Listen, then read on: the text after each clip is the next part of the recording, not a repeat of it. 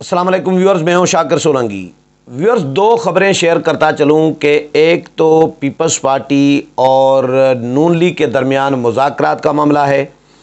کہ صدر مملکت کا عہدہ، چیئرمین سینٹ کا اور گورنر پنجاب کا، یہ تین عہدے اس وقت تنازع کا سبب بنے ہوئے ہیں نون لیگ، پیپلز پارٹی اور جے یو آئی کے درمیان۔ پیپلز پارٹی یہ تینوں عہدے اپنے پاس رکھنے میں انٹرسٹڈ ہے، یہ چاہ رہی ہے۔ مولانا کہتے ہیں کہ جی صدر مملکت کا عہدہ آپ چھوڑ دیں، وہ مجھے دے دیں، باقی چیئرمین سینٹ ہے اور گورنر پنجاب ہے وہ آپ ظاہر پیپلز پارٹی رکھ سکتی ہے، رکھ لے۔ لیکن نون لیگ بھی گورنر پنجاب کے حوالے سے کوئی تذبذب کا شکار ہے۔ تو خبر یہ ہے کہ بلاول بھٹو زرداری اب سے کچھ دیر پہلے، جس وقت یہ میں ویلاگ ریکارڈ کر رہا ہوں، اس سے کچھ دیر بعد لندن روانہ ہو رہے ہیں، میاں نواز شریف کے ساتھ ملاقات کرنے کے لیے اور معاملات طے کرنے کے لیے جا رہے ہیں۔ لیکن صرف بلاول بھٹو زرداری اکیلے نہیں جا رہے، پیپلز پارٹی نے پورا ڈیلیگیشن نامزد کیا ہے میاں نواز شریف کے ساتھ مذاکرات کے لیے۔ ڈیلیگیشن میں بلاول بھٹو زرداری کی چار جو رہنما ہیں پیپلز پارٹی کے اہم رہنما، وفاقی وزراء، چاروں وزراء ہیں، وہ معاونت کریں گے۔ ان میں خورشید شاہ، نوید قمر، قمر الزمان کائرہ اور شیری رحمان، یہ چار رکنی وفد تشکیل دیا ہے پیپلز پارٹی نے، جو بلاول بھٹو زرداری کے ساتھ مولانا میاں نواز شریف کے ساتھ ملاقات کریں گے، ہمراہ بلاول بھٹو زرداری کے ہمراہ، اور مذاکرات کریں گے، معاملات طے کریں گے۔ جو یہ تین ایشوز اس وقت تنازع کا سبب بنے ہوئے ہیں، اس کے علاوہ بھی نون لیگ اور پیپلز پارٹی کے درمیان بہت سارے ایشوز ایسے ہیں جو انہوں نے آپس میں ڈسکس کرنے ہیں، ان کے ساتھ شاید باقی جماعتوں کا کوئی لینا دینا نہ ہو، بہت ساری ایسی چیزیں ہوتی ہیں۔ تو یہ ملاقات لندن میں ہوگی، اور جو چار رکنی وفد ہے پیپلز پارٹی کا، وہ بلاول کے ساتھ تو نہیں جا رہا کچھ دیر کے بعد، لیکن کیونکہ صبح کابینہ کا اجلاس ہے اور پہلا اجلاس ہے وفاقی کابینہ کا، وزیر اعظم شہباز شریف نے بلایا ہے، تو کابینہ کا اجلاس اٹینڈ کر کے چاروں وزراء آج دن کو شام کو لندن روانہ ہوں گے اور میاں نواز شریف کے ساتھ ملاقات کریں گے بلاول بھٹو زرداری کے ہمراہ۔ دوسرا اس کے بعد جب معاملات یہ طے ہو جائیں گے تو اس کے بعد واپس جب آئیں گے بلاول بھٹو زرداری، تو وزیر خارجہ کا، بطور وزیر خارجہ بلاول صاحب بعد میں ڈیسائیڈ کریں گے کہ انہوں نے حلف لینا ہے یا نہیں لینا، کیونکہ اگر میاں نواز شریف کے ساتھ مذاکرات کامیاب ہو جاتے ہیں، جس کی امید سمجھی جا رہی ہے کہ کامیاب ہو جائیں گے، تو اس کے بعد بلاول صاحب وزیر خارجہ کا حلف لیں گے۔ اگر مذاکرات خدا نخواستہ کامیاب نہیں ہوتے تو پھر ظاہر ہے پھر حلف نہیں لیں گے، لیکن یہ ڈیسائیڈ میاں نواز شریف کے ساتھ ملاقات میں ہوگا، ملاقات کے بعد ڈیسائیڈ کریں گے کہ ہم نے حلف لینا ہے یا نہیں لینا۔ تو بلاول بھٹو زرداری جب حلف لیں گے وزیر خارجہ کا، تو سمجھ لیجئے گا کہ میاں نواز شریف کے ساتھ ان کی ملاقات کامیاب ہوئی ہے اور مذاکرات کامیاب ہوئے ہیں۔ دوسرا ایشو یہ ہے، اس میں مولانا فضل الرحمان کہاں پہ کھڑے ہیں، اسٹینڈ کر رہے ہیں، یہ میں سوچ رہا تھا کہ مولانا تو لندن نہیں جا رہے۔ اگر پیپلز پارٹی میاں نواز شریف کے ساتھ مذاکرات کرنے جا رہی ہے اور پیپلز پارٹی کے چیئرمین خود جا رہے ہیں، چار رکنی ڈیلیگیشن لے کر جا رہے ہیں، تو یقینی طور پر مولانا فضل الرحمان بھی میاں نواز شریف کے ساتھ رابطے میں ضرور ہوں گے۔ ایسا تو نہیں ہوگا کہ مولانا کو بالکل بے خبر رکھا جائے، یا مولانا کو بھی خبریں، ظاہر پیپلز پارٹی کوئی چوری چھپ کے تو نہیں جا رہی، انہوں نے اعلان کیا ہے، پراپر جاری کیا ہے، سمجھ لیں کہ ایک اعلامیہ جاری کیا گیا ہے کہ میاں نواز شریف سے ملاقات کرنے بلاول صاحب جا رہے ہیں اور ڈیلیگیشن بھی یہ لوگ جا رہے ہیں۔ تو دوسرا ایشو تھا کہ وزراء کا قلمدانوں کا، تو کابینہ ڈویژن نے قلمدان جو ہیں، یعنی پورٹ فولیوز، وزارتوں کے قلمدان، وہ کچھ وزراء کو دے دیے ہیں، اس کا نوٹیفیکیشن بھی جاری کر دیا گیا ہے۔ جن کو دیا گیا ہے ان کے نام نوٹیفیکیشن میں ہیں، اور جن کو پورٹ فولیو نہیں ملا ابھی، ان کے نام ابھی اس نوٹیفیکیشن میں نہیں ہیں۔ جن کو پورٹ فولیوز یعنی وزارتیں دی گئی ہیں وہ میں نام آپ کے ساتھ شیئر کر دوں کہ ایک تو خواجہ آصف صاحب ہیں، ان کو وزیر دفاع بنایا گیا ہے، وزارت دفاع کا قلمدان دیا گیا ہے۔ رانا تنویر کو تعلیم اور پیشورانہ تربیت کا قلمدان سونپا گیا ہے۔ اسی طرح نوید قمر صاحب جو ہیں پیپلز پارٹی کے، ان کو تجارت کا قلمدان دیا گیا ہے، کامرس کا۔ اور شیری رحمان کو جو ہے موسمیاتی تبدیلی کا قلمدان دیا گیا ہے۔ خواجہ سعد رفیق کو ریلوے کا قلمدان سونپا گیا ہے۔ پہلے بھی خواجہ سعد رفیق ریلوے کے وزیر رہے ہیں، اور اس کے ساتھ ایوییشن بھی ساتھ میں ان کو دی گئی ہے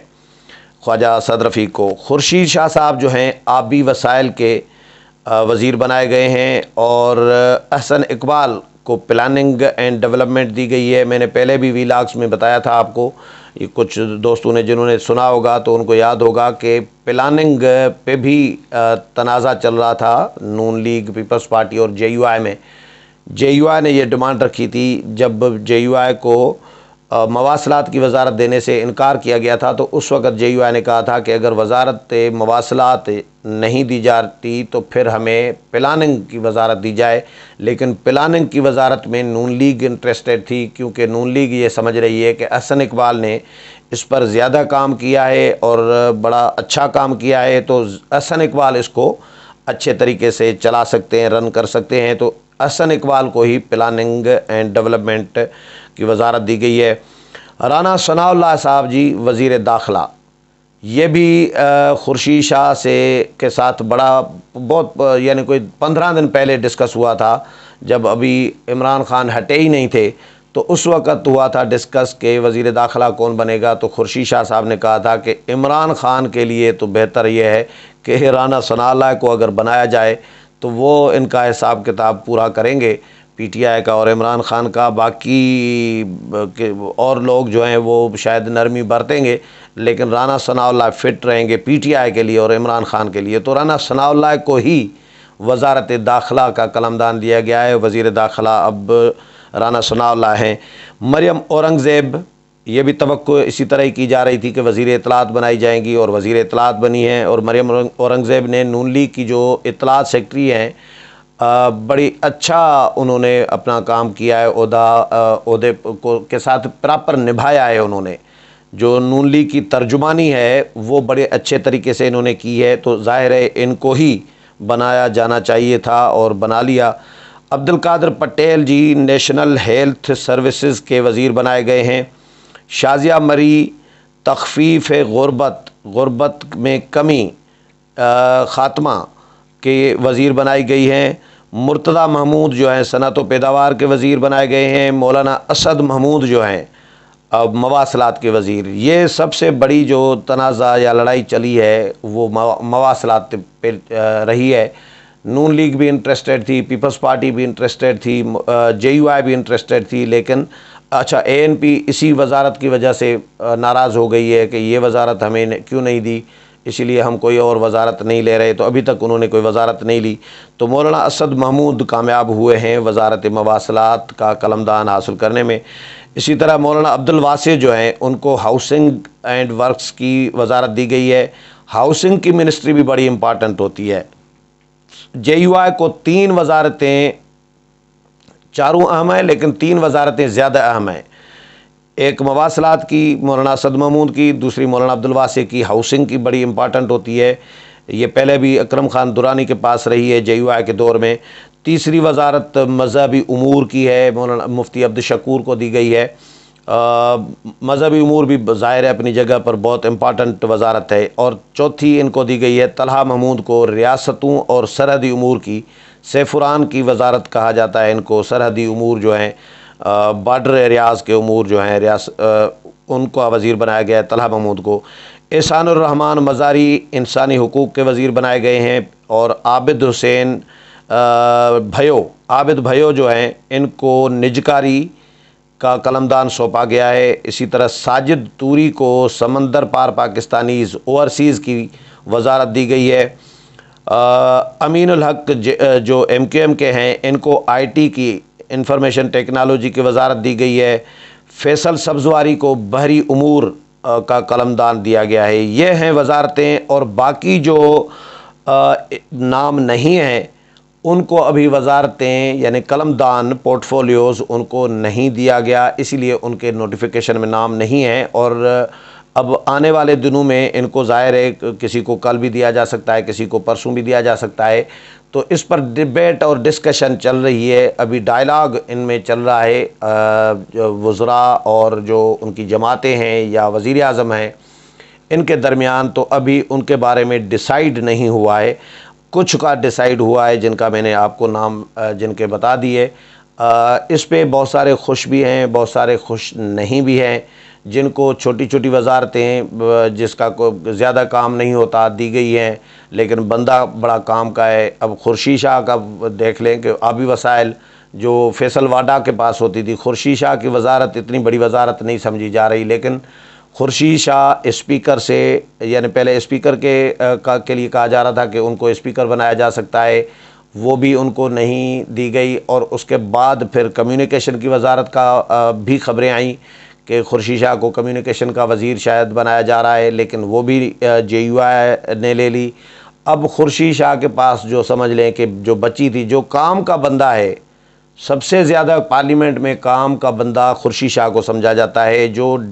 اپنے دور حکومت میں پیپلز پارٹی کے دور حکومت میں یوسف رضا گیلانی ہوتے تھے وزیر اعظم، لیکن اور راجہ پردہ اشرف بعد میں بنے، لیکن ڈی فیکٹو وزیر اعظم اگر کسی کو سمجھا جاتا تھا تو وہ خورشید شاہ کو سمجھا جاتا تھا۔ تمام حکومتی جو امور ہیں، معاملات ہیں، وہ سنبھالنے والے خورشید شاہ تھے، یعنی وزیر اعظم کو بھی سنبھالنے والے خورشید شاہ سمجھے جاتے تھے۔ تو پارلیمنٹ میں خورشید شاہ کی ایک اپنا ایک تجربہ، ایکسپیرنس اور اہمیت ہے، لیکن